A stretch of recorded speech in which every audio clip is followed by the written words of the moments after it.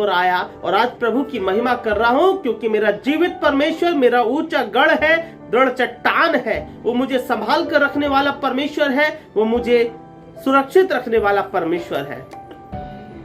विपत्तियां कितनी भी आए, महामारियां कितनी भी आए, परंतु परमेश्वर के दासों को, परमेश्वर के चुने हुए प्रजा को, परमेश्वर की चुनी हुई चुनी हुई आवाम को कोई हानि ना होगी। हालेलुया। तो मैं अपनी गवाही आपको बता रहा हूं मेरे अजीजों कि मैं मूर्ति पूजा क्या करता था और मूर्ति पूजा को त्याग कर मैं प्रभु में आया और आज प्रभु में बड़ा आनंद और बड़े शांति का जीवन जी रहा हूं। मेरे अजीजों, अगर आप में से कोई भी भाई बहन अभी परमेश्वर से दूर है, मूर्ति पूजा में लगा हुआ है, अन्य जाति लोगों के समान